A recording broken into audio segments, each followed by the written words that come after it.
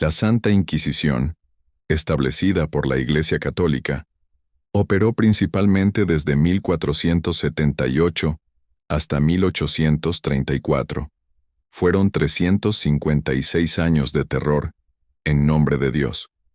Creada por los reyes católicos para purgar herejías, especialmente en España, causó miles de muertes mediante torturas y ejecuciones. Según registros históricos del Consejo de la Suprema y General Inquisición, se procesaron unos 150.000 casos, con al menos 3.000 a 5.000 ejecuciones confirmadas. La decapitación, aunque no era el método principal, se reservó para traidores o en contextos civiles. A pesar de esto, se usó en al menos 200 o 300 casos documentados, a menudo como un acto de misericordia, antes de ser quemados en la hoguera. Esta serie detalla sus peores atrocidades.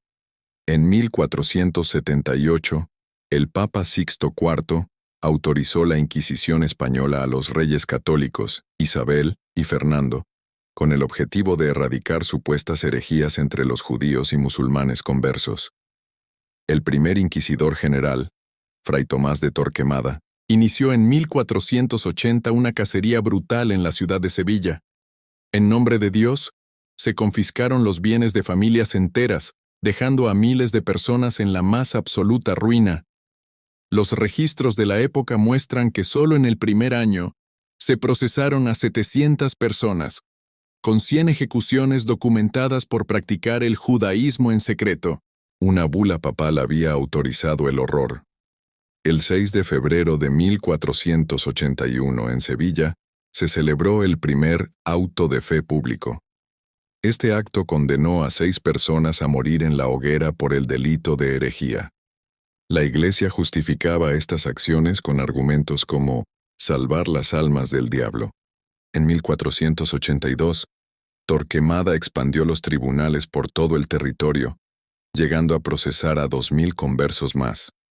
Según los archivos sevillanos, al menos 50 de ellos fueron decapitados antes de ser quemados, una práctica que la Iglesia consideraba un acto de piedad para evitar el sufrimiento eterno. Como se decía en la época, Dios perdona, pero la Inquisición no. En la historia de España, pocas figuras evocan tanto terror como Tomás de Torquemada, el primer inquisidor general. Su nombre se ha convertido en sinónimo de fanatismo religioso y crueldad desmedida. De 1483 a 1492, bajo su implacable dirección, la Inquisición española se transformó en una máquina de persecución. Durante esos 9 años, se llevaron a cabo más de 13.000 procesos. El resultado fue la ejecución de 2.000 personas. La mayoría de estas víctimas eran judeoconversos, judíos que se habían convertido al cristianismo, pero que eran sospechosos de seguir practicando su antigua fe en secreto. La justificación de estas atrocidades era la pureza de la fe. En nombre de Dios, se empleaba la tortura para arrancar confesiones, consideradas como la única forma de purificar el alma del hereje. Uno de los métodos más temidos era la garrucha. Las víctimas eran suspendidas por las muñecas, con pesos atados a los pies. El mecanismo estiraba sus brazos hasta dislocarlos, rompiendo los hombros en un proceso agónico que podía durar hasta 30 minutos. La Inquisición no solo buscaba purificar almas, también llenaba sus arcas. Las propiedades de los condenados eran confiscadas, alimentando la maquinaria de la institución.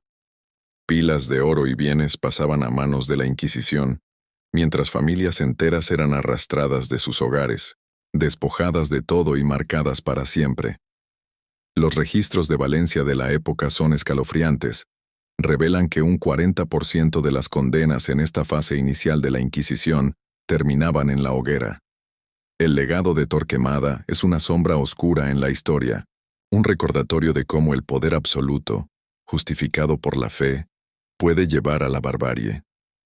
Su era no fue solo una casa de herejes, sino una campaña de terror que dejó cicatrices profundas en la sociedad española. Familias destrozadas, fortunas robadas y vidas consumidas por el fuego son el testimonio mudo de una época en la que el celo religioso se convirtió en una excusa para la brutalidad. Las imágenes de la época, grabados que han sobrevivido al tiempo, nos muestran rostros de angustia y desesperación, el reflejo de un tiempo donde la piedad fue silenciada por el dogma. En el año 1492, la historia de España cambió para siempre con el decreto de la Alhambra. Esta orden significó la expulsión de 200.000 judíos, un éxodo masivo que desgarró familias y comunidades enteras. Muchos se vieron forzados a convertirse al cristianismo para poder quedarse en su propia tierra, pero esto no fue el fin de su sufrimiento, convertidos o no. La sospecha siempre caía sobre ellos. Uno de los episodios más oscuros fue el caso del llamado Santo Niño de la Guardia. Bajo esta falsa acusación, 8 personas inocentes, 2 judíos y 6 conversos, fueron sometidas a torturas inimaginables. El potro fue uno de los instrumentos utilizados, un método cruel que estiraba sus extremidades hasta que los huesos y las articulaciones se rompían. Después de este tormento, no encontraron misericordia, sino la decapitación antes de ser arrojados a la hoguera. Los archivos históricos no mienten. Confirman que solo en los primeros autos de fe, alrededor de 300 personas fueron decapitadas, todo en nombre de una supuesta pureza de fe, que costó 200.000 exilios y un número incalculable de vidas. Avanzando hacia el siglo XVI, los métodos de la Inquisición se volvieron aún más sistemáticos y aterradores. Introdujeron la toca, una forma de tortura por agua que hoy reconoceríamos como ahogamiento simulado. Colocaban un trapo en la boca de la víctima y vertían agua sin cesar, provocando una asfixia lenta y desesperante que podía durar minutos. Justificaban este horror como una prueba divina, una manera de forzar confesiones. Cientos de personas murieron indirectamente a causa de esta práctica, ya sea por el propio ahogamiento o por las secuelas físicas y psicológicas. Los registros de la ciudad de Toledo entre 1575 y 1610 nos dan una idea de la escala de esta persecución. En solo 35 años, 386 acusados pasaron por los tribunales de la Inquisición. Para 12 de ellos, el veredicto final fue la muerte en la hoguera, quemados vivos después de haber soportado torturas como la toca. Estas cifras, aunque frías, representan historias humanas de terror, injusticia y una lucha desesperada por sobrevivir en un mundo donde la fe era un arma para perseguir y aniquilar. ¿Sabías que en 1571, una de las épocas más oscuras y aterradoras de la historia llegó a México? Sí, estoy hablando de la Santa Inquisición. Aunque en España llevaba siglos operando, fue en este año que se instauró formalmente en el Virreinato de la Nueva España. Su misión declarada era mantener la pureza de la fe católica, pero sus métodos fueron todo menos piadosos, especialmente contra las poblaciones indígenas.